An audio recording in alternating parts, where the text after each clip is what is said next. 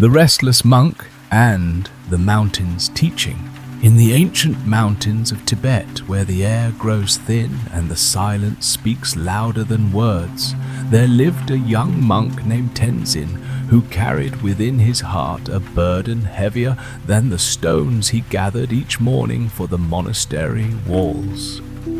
His mind raced like wild horses across endless plains, never finding rest, never finding peace, and sleep had become a distant memory, a luxury he could no longer afford in his restless existence. The monastery sat perched on a cliff, face its prayer flags dancing in the eternal wind, and each morning Tenzin would wake before dawn, his eyes heavy with exhaustion, his spirit weighed down by thoughts that circled like vultures in his consciousness. He had come to this sacred place seeking enlightenment, seeking the peace that the ancient texts promised, yet with each passing day, tranquility seemed to slip further from his grasp like water through cupped hands. Master Lobsang, an elderly monk whose face bore the gentle lines of countless seasons and whose eyes held the depth of mountain lakes, observed Tenzin's struggle with the patient compassion of one who had walked this path before. The master had seen many young seekers arrive at their gates, their hearts burning with desire for immediate awakening, their minds churning with the very effort that prevented them from finding what they sought most desperately. One evening, as the sun painted the peaks in shades of gold and crimson, Master Lobsang approached Tenzin in the meditation hall, where the young monk sat rigid with concentration, his brow furrowed with the strain of trying to force his mind into submission. The master's footsteps were soft as falling snow, and when he spoke, his voice carried the gentle authority of mountain streams flowing over ancient stones. "Tell me, young Tenzin," the master said, settling beside him with the fluid grace of one who had learned to move in harmony with the natural world. "What is it that keeps you from the peace you seek so earnestly?" Tenzin's eyes opened, revealing the storm that raged within, and his words tumbled forth like rocks in an avalanche, carrying with them all the frustration and desperation that had built up over countless sleepless nights. "Master, my mind refuses to be still. I sit in meditation for hours, yet thoughts arise like weeds in an untended garden. I try to push them away, but they multiply. I try to ignore them, but they grow louder. Sleep eludes me because even in darkness, my consciousness churns with endless activity."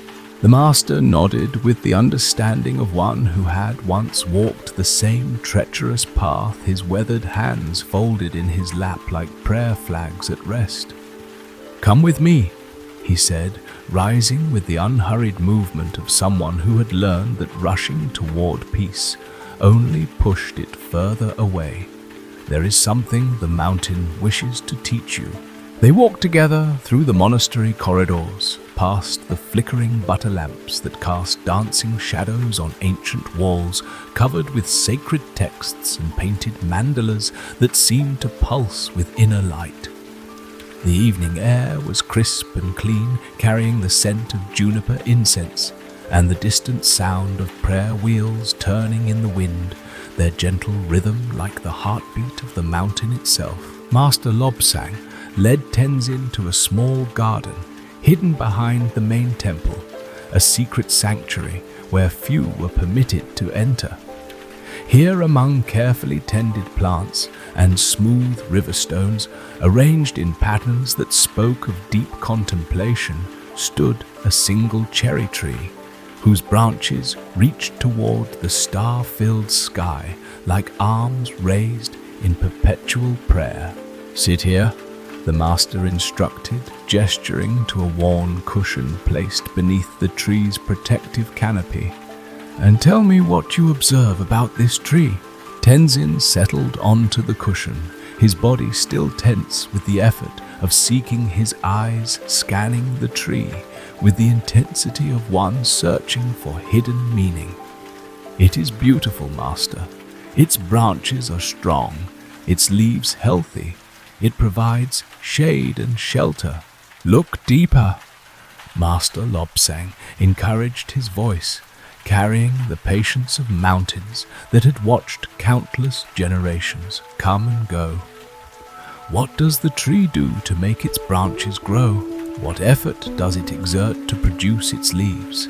The question hung in the air like incense smoke, and Tenzin found himself truly looking at the tree for the first time, seeing beyond its surface beauty to something more fundamental. Minutes passed in contemplative silence, broken only by the gentle rustle of leaves in the evening breeze and the distant chanting of monks in the main hall. "The tree does nothing," Tenzin whispered, his voice filled with the wonder of discovery. "It simply exists. It does not force its growth, does not struggle to produce leaves or flowers. It allows the natural processes to unfold." Master Lobsang smiled, the expression transforming his weathered features into a landscape of gentle wisdom. "And yet, see how magnificently it grows. See how perfectly it fulfills its nature without strain or effort. The tree does not lie awake at night worrying about tomorrow's growth. It does not exhaust itself trying to force buds to bloom before their time." The teaching began to penetrate Tenzin's understanding, like morning light gradually illuminating a valley, revealing truths that had been hidden in the shadows of his striving. He sat beneath the tree as darkness deepened around them, feeling for the first time in months a loosening of the tight knot of effort that had bound his consciousness. "Your mind, young Tenzin, is like this tree," the master continued, his words flowing with the natural rhythm of one who spoke from deep realization rather than mere knowledge. "It has its own natural state of peace, its own inherent wisdom, but you have been trying to force it into stillness, to manufacture tranquility through effort and will. This is like trying to make the tree grow by pulling on its branches." As the master spoke, Tenzin felt something shift within his awareness, a subtle relaxation that began in his shoulders and spread throughout his being like warm honey flowing through his veins. The constant chatter of his thoughts, which had seemed so solid and overwhelming, began to reveal its true nature as nothing more than passing clouds in the vast sky of consciousness. "But Master," Tenzin asked, his voice now softer, more receptive, "if I do not try to control my mind, will it not run wild like an untrained horse?" The master's laughter was like wind chimes in a gentle breeze, musical and light. "Tell me, does this tree require your control to grow in the right direction? Does the mountain need your guidance to stand majestically? Your mind in its natural state is already perfect. It is only your interference that creates the turbulence you experience." They sat together in comfortable silence as the night deepened around them, the stars emerging one by one like thoughts arising in the clear space of awareness. Tenzin found himself naturally settling into a state of relaxed attention, no longer fighting his experience, but simply allowing it to be as it was. "Tonight," Master Lobsang said as he prepared to leave, "do not try to sleep. Instead, lie in your bed and be like this tree. Allow your body to rest as naturally as leaves settling in still air. Allow your mind to be as spacious as the night sky, neither grasping at thoughts nor pushing them away. Simply rest in your own natural awareness." As Tenzin made his way back to his simple cell, he carried with him a new understanding that felt both revolutionary and utterly natural. For the first time in months, He approached his sleeping mat without the familiar dread of another sleepless night. Instead, he lay down with the curiosity of one about to discover something wonderful. He closed his eyes and remembered the tree, its effortless existence, its natural grace. He allowed his body to settle into the mattress like a leaf falling gently to earth without force or resistance. When thoughts arose, he neither welcomed nor rejected them, but simply noticed them with the same detached awareness with which he might observe clouds passing across the moon. Gradually, miraculously, Tenzin felt himself sinking into a state deeper than sleep. A profound rest that seemed to restore not just his body, but his very soul. His breathing became as natural and effortless as the tree's growth, his heartbeat as steady as the mountain's presence. In this state of perfect allowing, he discovered that peace had been there all along, waiting patiently beneath the storm of his striving. When morning came, Tenzin awoke, refreshed for the first time in months, his mind clear as mountain air, his heart light as prayer flags dancing in the wind. He understood now that the path to peace was not about doing more, but about doing less, not about forcing stillness, but about allowing the natural stillness that was always present to reveal itself. The tree in the garden continued to grow as it always had, in perfect harmony with the rhythms of nature, and Tenzin, having learned its secret, began to live his life with the same effortless grace, finding in each moment an opportunity to practice the art of allowing the sacred skill of being rather than doing. The weaver's thread of dreams. In a small village nestled between rolling hills covered with lavender fields and ancient olive groves, there lived a weaver named Elena, whose hands had known the touch of silk and wool for more years than the village children could count. Her workshop stood at the edge of the settlement, where the sound of her loom could blend with the whisper of wind through grain fields and the distant bells of sheep moving across meadows painted gold by the setting sun. Elena had inherited her craft from her grandmother, who had received it from her grandmother before her. An unbroken chain of women who had understood that weaving was more than the simple interlacing of threads. It was a meditation, a prayer made manifest in cloth, a way of bringing order and beauty into a world that often seemed chaotic and uncertain. Yet, despite this rich heritage and her undeniable skill, Elena found herself struggling with a problem that no amount of technique could solve. For months now, sleep had become as elusive as the perfect shade of blue she sometimes sought in her dyes, always just beyond her reach, no matter how carefully she prepared for its arrival. Each night, as she lay in her small bed above the workshop, her mind would begin to weave patterns of worry and planning, creating tapestries of anxiety that grew more complex and tangled with each passing hour. The village doctor had suggested various remedies, from herbal teas to breathing exercises, but nothing seemed to quiet the restless energy that had taken residence in Elena's consciousness like an unwelcome guest who refused to leave. She had tried counting sheep, counting breaths, counting the threads in her latest project, but numbers only seemed to feed the very mental activity she was trying to escape. One evening, as autumn painted the hills in shades of amber and gold, Elena sat at her loom working on a tapestry that had been commissioned for the village church. The piece depicted the story of creation, with threads of every color flowing together to form images of earth and sky plants and animals, all emerging from a central point of pure white light. As her shuttle moved back and forth in the familiar rhythm that had comforted her since childhood, she found herself thinking about the nature of her craft. Each thread, she realized, was complete in itself, perfect in its own simple existence. The red thread did not strive to become blue. The silk did not struggle to transform into wool.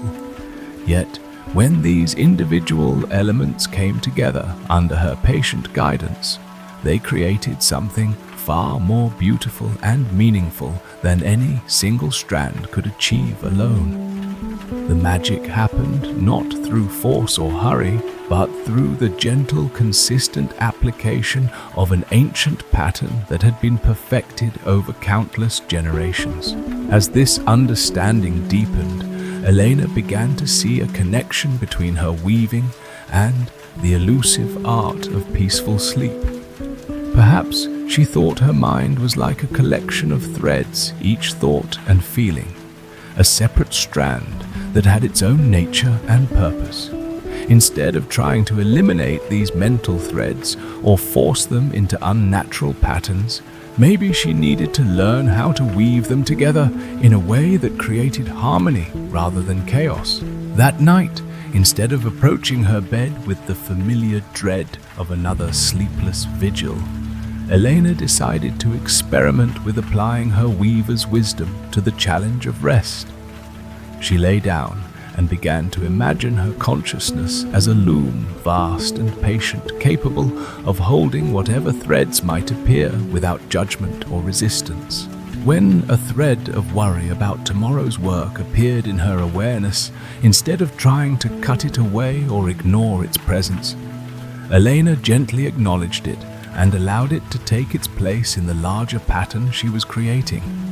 She neither fed the worry with additional attention nor fought against its natural texture and color. It was simply one thread among many, no more or less important than any other element in the tapestry of her evening's experience. A thread of physical discomfort wove itself into her awareness, the slight ache in her shoulders from hours spent hunched over her loom. Rather than tensing against this sensation or becoming frustrated by its intrusion into her quest for rest, Elena received it with the same patient acceptance she showed to a difficult thread in her weaving.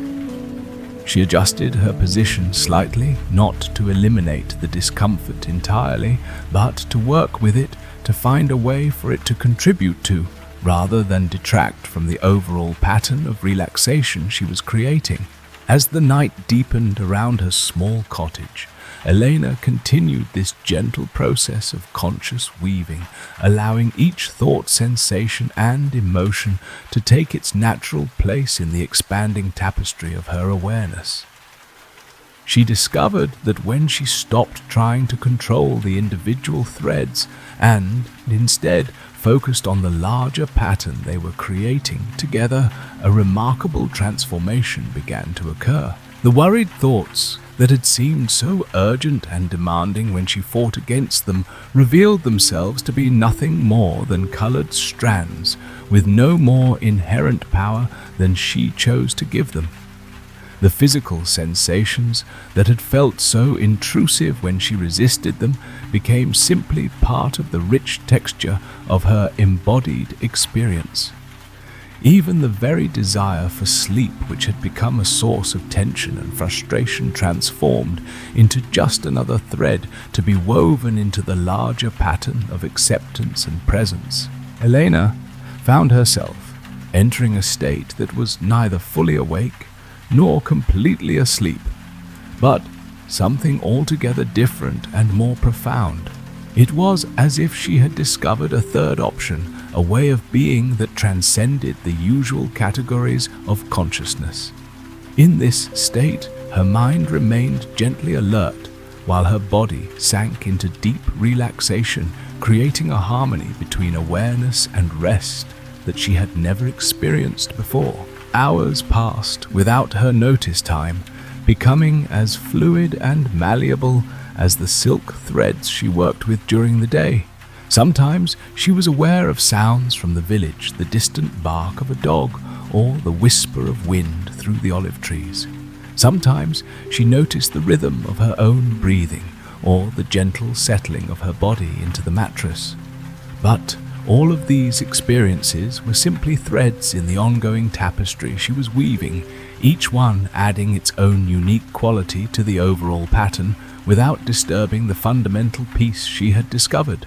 When morning light began to filter through her bedroom window, Elena realized that she had spent the entire night in this state of conscious rest, neither fully asleep nor anxiously awake, but suspended in a space of profound peace that had restored her more completely than any ordinary sleep ever had.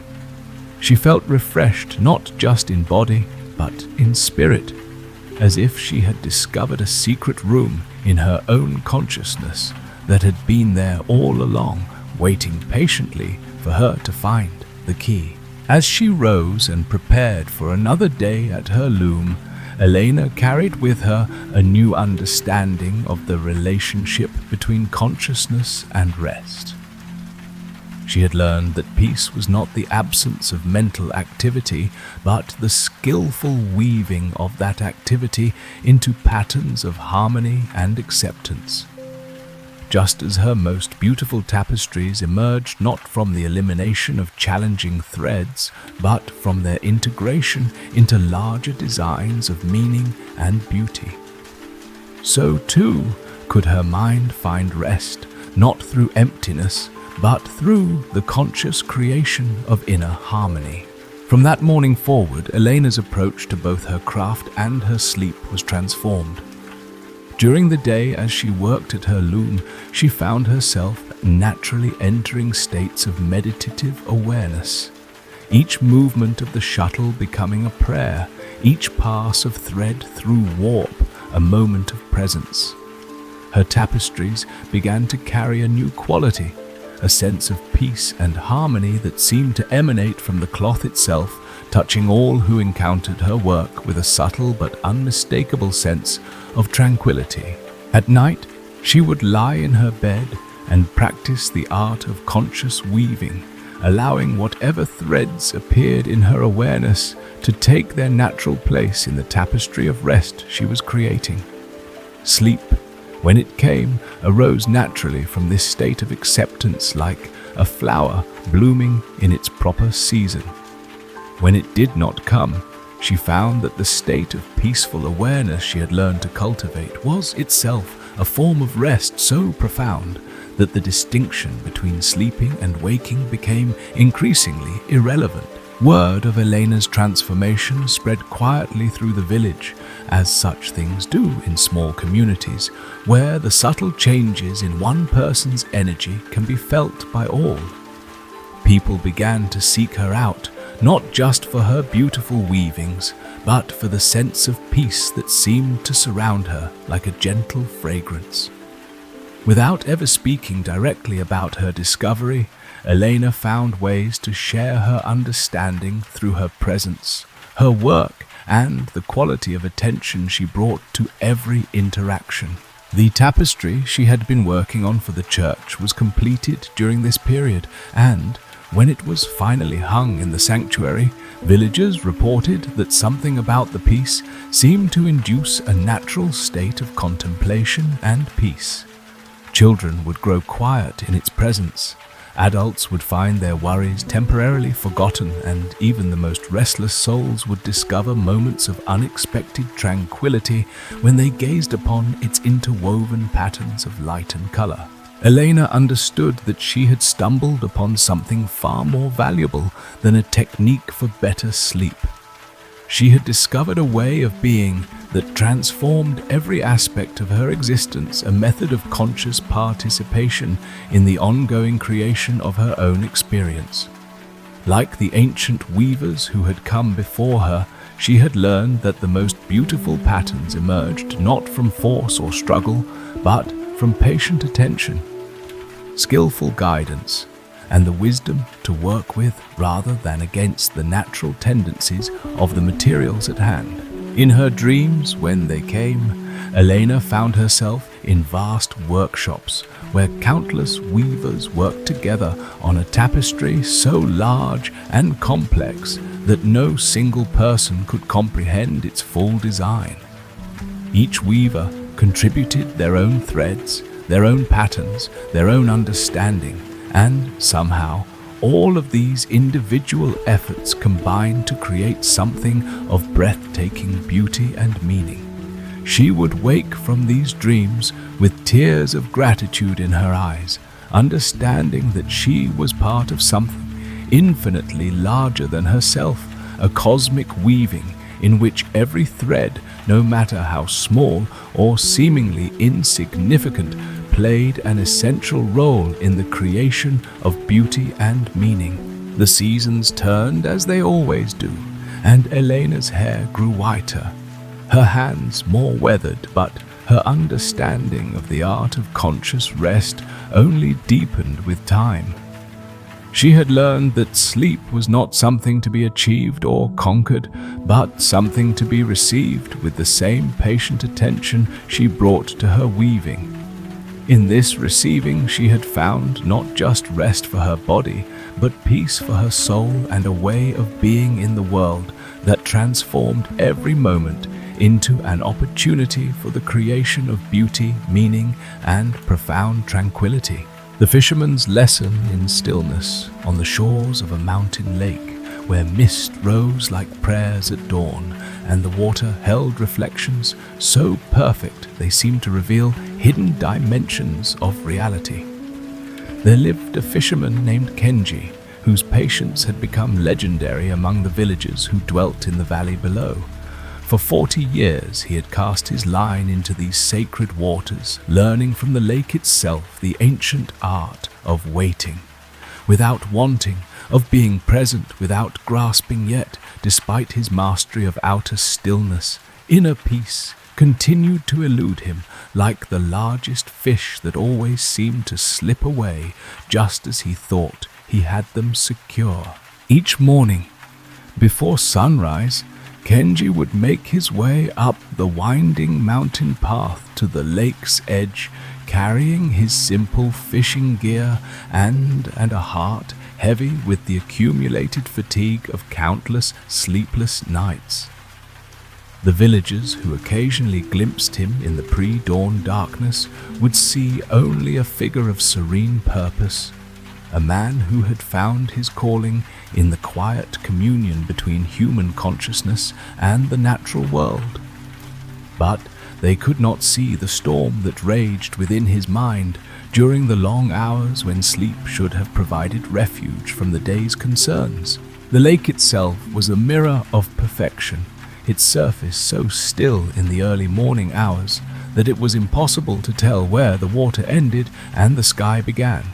Ancient pines grew down to its very edges, their reflections creating a double world of such beauty that pilgrims would sometimes travel great distances just to sit in silent contemplation of its pristine harmony. Yet Kenji, who spent more time in the presence of this natural mandala than anyone else, found himself unable to access the peace it so clearly embodied. His fishing technique had been refined over decades of practice until it had become a form of moving meditation, each cast flowing seamlessly into the next. His awareness distributed equally between the feel of the rod in his hands, the movement of the line through the air, and the subtle signs that indicated the presence of fish beneath the surface. He could read the water like a sacred text, understanding the meaning of every ripple, every change in light and shadow, every shift in the behavior of the insects that danced above the lake's surface. Yet this very skill had become a source of torment during the nighttime hours when his mind would replay every detail of the day's fishing, analyzing each cast, each decision, each moment when he might have done something differently. His consciousness had become like a fisherman who never stopped casting, never allowed the line to rest, never gave the fish a chance to approach the bait because of the constant disturbance created by his own activity. One morning, as autumn painted the surrounding mountains in shades of gold and crimson, Kenji arrived at his usual spot to find an elderly man already seated on the large boulder where he typically began his daily practice. The stranger was not fishing, not doing anything at all that Kenji could discern, simply sitting in perfect stillness with his eyes closed and a slight smile playing at the corners of his mouth as if he were listening to music that only he could hear.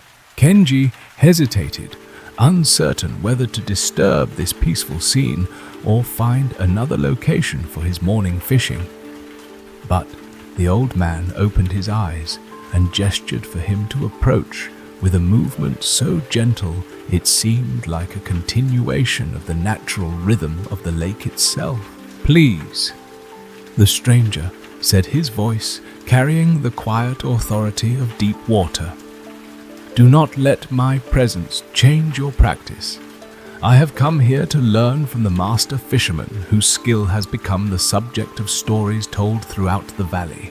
Kenji bowed respectfully, though he felt the familiar tightness in his chest that came whenever his reputation preceded him, the pressure to live up to an image of mastery that felt increasingly hollow given his inability to find peace in his own consciousness. "You honor me with your words, respected elder, though I fear my skill is not as great as the stories suggest." The old man's smile deepened, and his eyes held the kind of wisdom that comes only from having looked deeply into the nature of things and found there something both profound and surprisingly simple. "Perhaps we might fish together. This morning, I have brought no equipment, but I would be grateful for the opportunity to observe your technique." As Kenji prepared his gear with the unconscious precision of long practice, he found himself acutely aware of being watched, and this awareness created a subtle tension that interfered with the natural flow of his movements. His first cast, usually a thing of effortless beauty, felt forced and awkward. The line landing on the water with a splash that sent ripples across the previously perfect surface. The old man observed this with the patient attention of one who understood that the most important lessons often emerged from moments of difficulty rather than success. "Tell me," he said softly, "what is different about this morning's fishing compared to yesterday's?" The question struck Kenji as oddly penetrating, and he found himself considering not just the obvious answer about having an observer, but something deeper about the quality of his attention and the state of his consciousness. "I am trying too hard," he admitted, surprised by his own honesty. "When I am alone, my casting flows naturally, but now I am thinking about each movement, trying to make it perfect. And how does this trying affect the fish?" the old man inquired, his tone carrying genuine curiosity rather than judgment. Kenji paused in his preparation to consider this question, and as he did, he became aware of something he had never noticed before. The ripples from his awkward cast were still spreading across the lake's surface, creating disturbances that would certainly alert any fish in the area to the presence of something unnatural, something forced rather than harmonious with the lake's essential stillness. The fish can sense the disturbance, Kenji realized, his voice filled with the wonder of discovery. Not just the physical ripples, but something more subtle. They can feel the tension, the trying, the lack of natural flow. The old man nodded with the satisfaction of a teacher whose student had grasped an essential point. "And tell me, how do you sleep at night? Do you approach rest with the same natural flow you bring to your fishing, or do you find yourself trying to make sleep happen?" The question hit Kenji like a stone, dropped into still water, creating expanding circles of understanding that reached into every corner of his consciousness.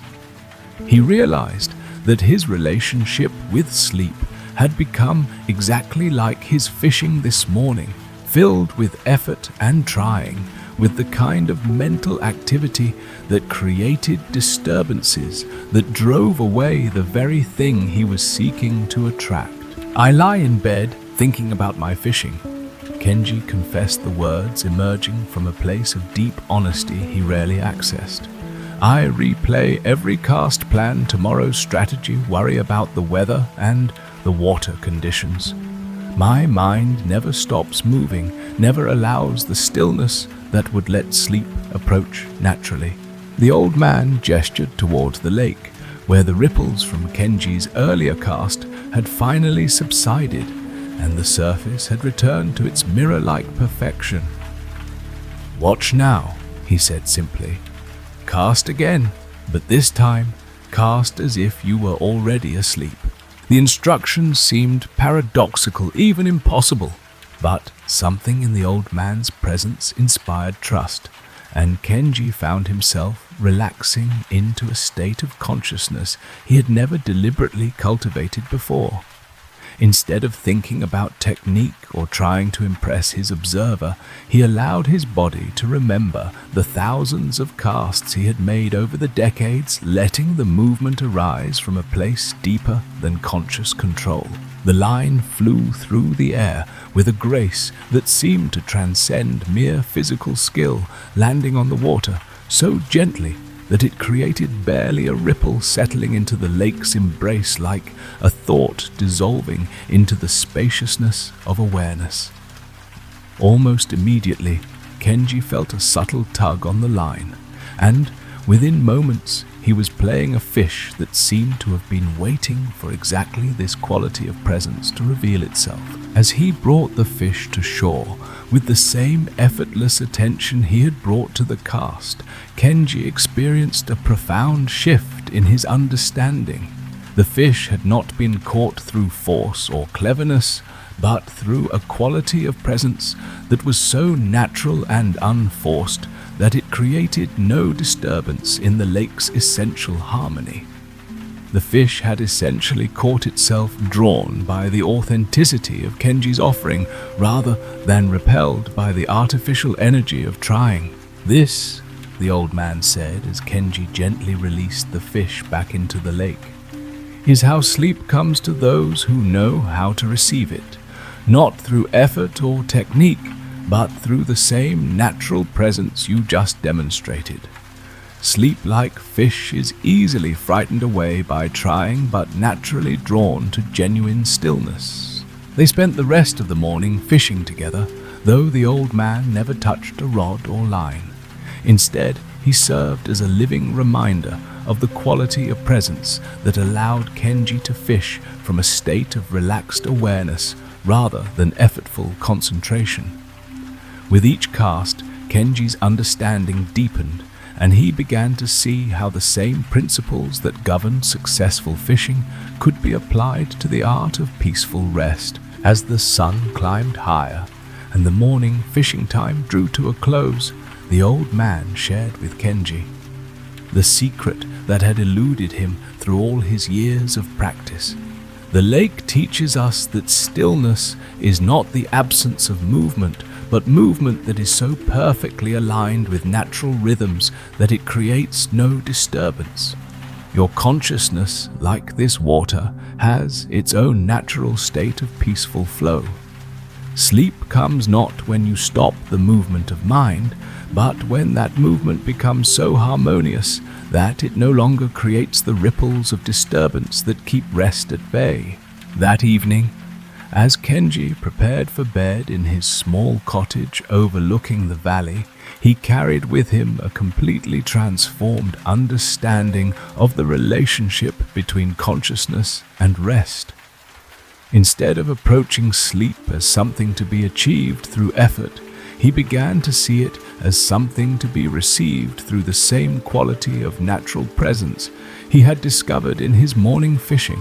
He lay down on his simple futon and began to practice what he thought of as fishing for sleep, allowing his awareness to settle into the same state of relaxed attention he brought to reading the water for signs of fish. When thoughts arose in his consciousness, instead of seeing them as disturbances to be eliminated, he began to view them as part of the natural ecosystem of awareness.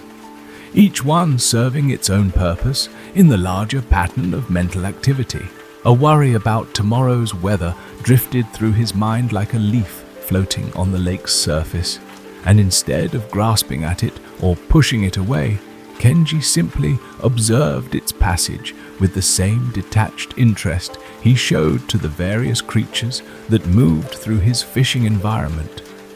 The thought had its own nature, its own lifespan, and would move on naturally if he neither fed it with additional attention nor created disturbance by fighting against its presence. Physical sensations arose and shifted in his body as he lay still. Sometimes comfort, sometimes minor discomfort, like the subtle changes in water temperature and current that he monitored constantly during his fishing. He received each sensation with the same equanimity he showed to all the variables that affected his angling success. Understanding that his role was not to control these natural processes, but to remain present with whatever was arising while maintaining the inner stillness that allowed deeper patterns to reveal themselves. As the night deepened around his cottage, Kenji discovered that this attitude of patient receptivity was creating exactly the kind of undisturbed environment that naturally attracted rest.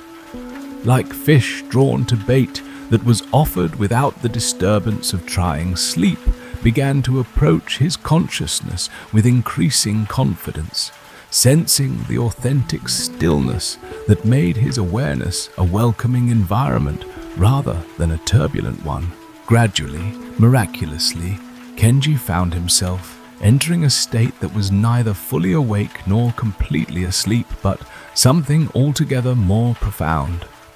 It was as if he had discovered a depth of consciousness that existed beneath the surface activity of ordinary awareness, a place of such perfect stillness that rest arose naturally from the very quality of presence he maintained there. In this state, Kenji experienced dreams that were like perfect fishing expeditions, where every cast landed exactly where it was intended, and every fish that was meant to be caught offered itself willingly to his line. But more than that, he found himself dreaming of the lake itself, understanding for the first time that he was not separate from the water he fished, but part of a larger ecosystem of consciousness in which his individual awareness was like a single ripple in an infinite expanse of peaceful flow. When morning came, and the time arrived for his daily pilgrimage to the lake, Kenji rose feeling more refreshed than he had in years, carrying with him a new understanding of the relationship between outer stillness and inner peace.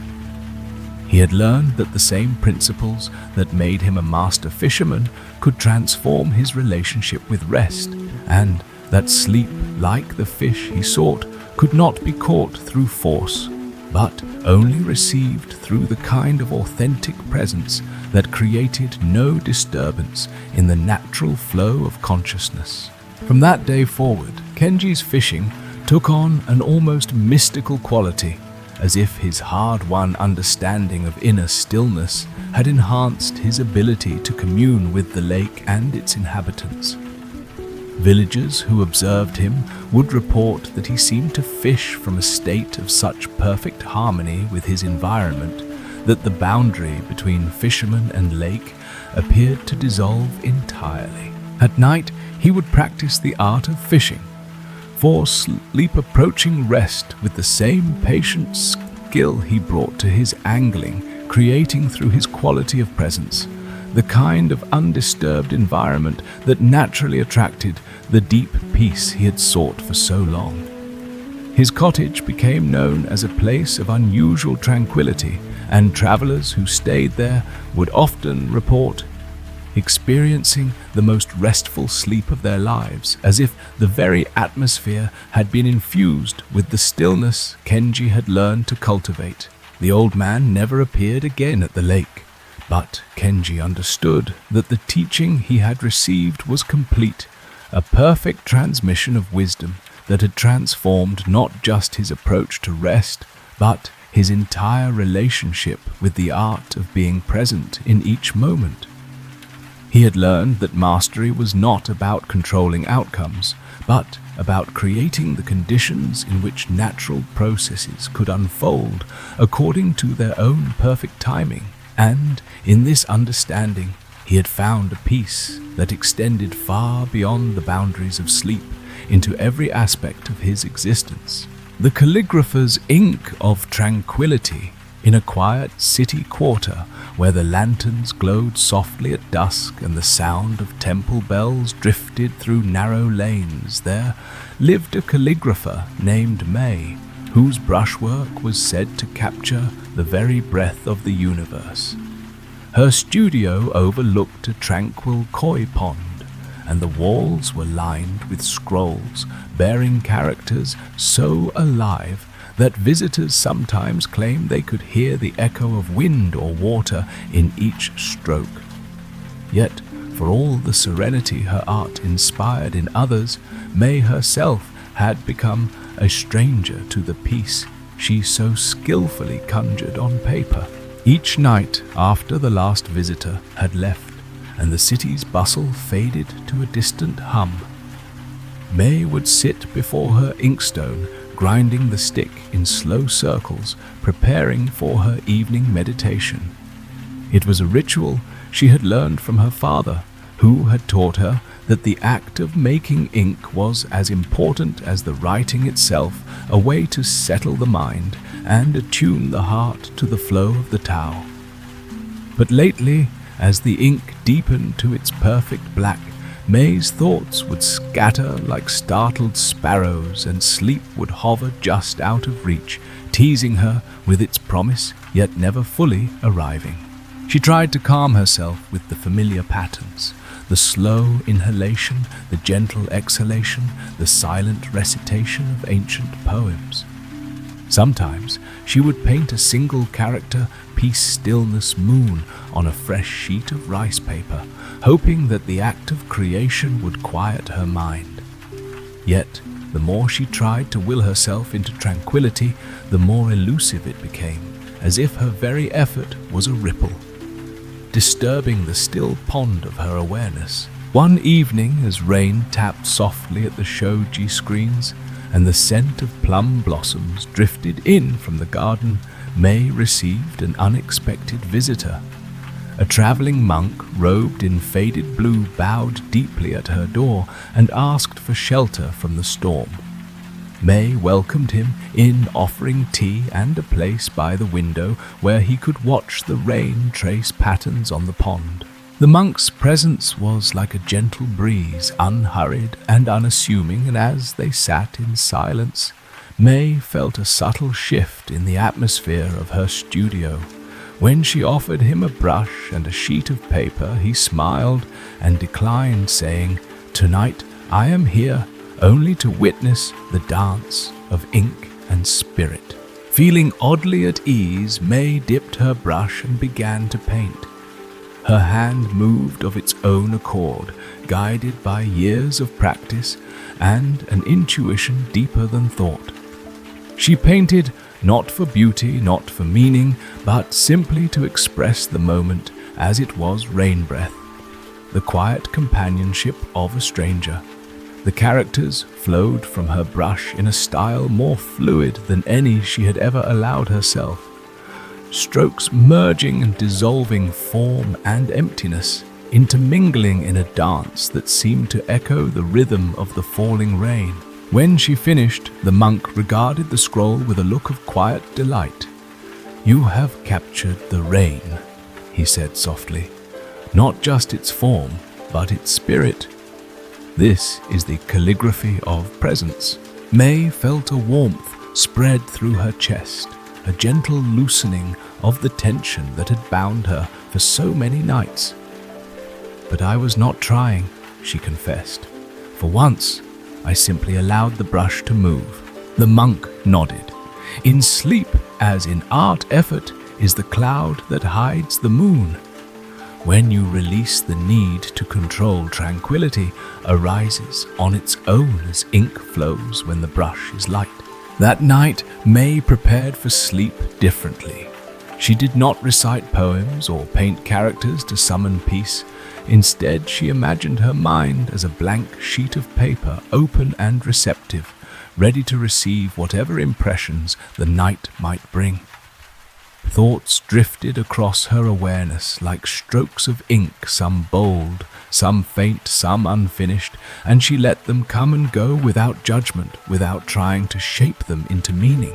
As rain continued to fall, outside, May felt herself sinking into a state of restful openness, her breath slow and deep, her body relaxing into the futon as naturally as a brush settling into water. Sleep arrived not as a conquest, but as a gentle visitor, welcomed without expectation or demand.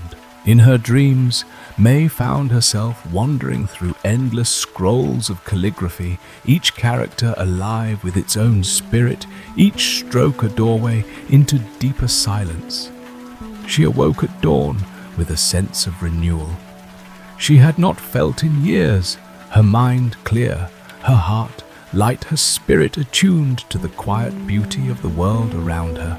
From that day forward, May's art took on a new quality, a freedom and spontaneity that drew even more visitors to her studio, seeking not just the beauty of her characters, but the peace that seemed to radiate from every scroll.